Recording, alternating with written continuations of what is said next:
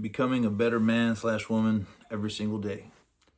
I mean, I really hope it's wired inside of you that you need to become a better man or woman every single day. If that's not wired inside of you, then you think you're good enough, or you think you're so good you don't have to improve. Like, I don't know what that is. The best, smartest people in the world in any area acknowledge that, yeah, they might be good, but they got to get better and there's room for improvement. If you don't have that inner drive inside you, man, I'm worried about you, because people who think they know everything, people who think they got everything figured out and they're the best in the world and they don't need to work, those people are fools. And I don't want you to be that. I need you to be better than that. And we all got to improve, especially myself. So that's why creating good habits is a way to work towards that. And that's kind of why I'm against the New Year's resolution type thing, because to me, it just doesn't make sense. Once a year, I'm going to try to become a better person. Once a year, I'm going to try to create these good habits. It doesn't make any sense to me. Like, you should be trying to do that all year long. And on top of that, only 8% of people keep their New Year's resolutions. So yeah, like once a year, 8% of you are going to make it. Come on, dude. We got to try and create good habits. I'd say every single day, every single week. I think the easiest way to kind of keep it maintainable is, hey, every week I'm going to try and create a good habit. And the first time you try and do it, let's start on a Monday. The easiest thing I could think of that all of us could probably work on is reading. Maybe it's something as simple as, you know what? I'm going to read 5 minutes every single day. And I think that's an easy enough goal that all of us can do. I think that's one way to make yourself smarter and to learn some more things. And I think it's pretty easy to do. And hopefully, first week, bam, 5 minutes every day, get it done. Next week, let's bump it up to 10 minutes a day. And who knows, maybe you need to go to 30 minutes or an hour.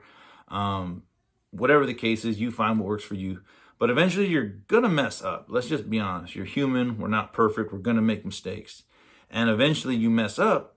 Now, here's the key. Don't use the mess up as an excuse to quit. That's what, people that are immature, they just have failure as an excuse to quit. Mature, intelligent people look as a failure as an opportunity to grow, as an opportunity to learn, an opportunity to get better. So if you messed up, say, why did you mess up? The best example I can think of when it comes to reading is, man, I tried reading right before I went to sleep, and I started reading and I just passed out. Okay, now maybe it's a good idea either A, have a journal, whether electronic or paper, however you choose, write it down. Just say, hey, look, when I try to read at night, reading is a bad idea. So, they're like, okay, I'm not going to read at night. And they read and they read and they read. And they're like, yeah, I tried to read in the morning one day and I couldn't focus. I couldn't do it. Write it down in the journal, like reading in the morning, I'm not at my best. That doesn't work for me. And you continually try and get better at fine tuning your habit and making it work for you. And yeah, maybe it's not reading. Maybe it's eating. I know everybody could probably eat a little bit better. Start at something simple like, hey, I'm going to eat a healthy lunch every single day. That's simple enough. That's something you could do. But I know a lot of people are like, okay, look, the night before, I'm going to cook my dinner and make a leftover plate for lunch. Bam, healthy dinner, healthy lunch, win-win. And they probably do a good job of doing that for a week or two. But then again, it seems like it never fails where like the one day where you forget your lunch, or maybe you didn't cook dinner the night before. Your friend's like, hey man, want to buy you a burger and fries and a milkshake?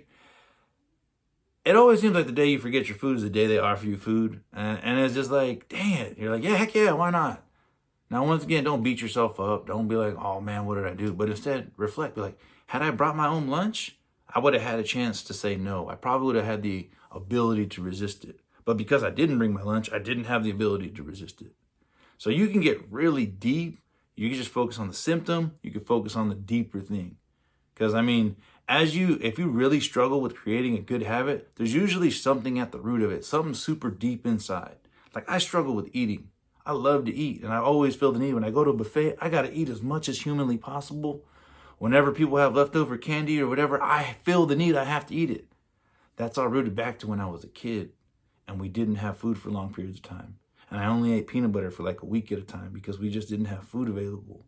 So I always have this little kid inside of me crying, like, dude, you got to eat everything. And it's taking me years to realize, no, I don't have to. And that's what creating good habits does. It helps you reflect upon yourself and think about, what do I got to work on? Why do I think this way? Why do I struggle with this? A lot of it's self-reflection. And that's what you need to do in order to become a better man or woman every single day. You can accomplish anything you want as long as you're willing to sacrifice and put in the work. I believe in you. Go get it.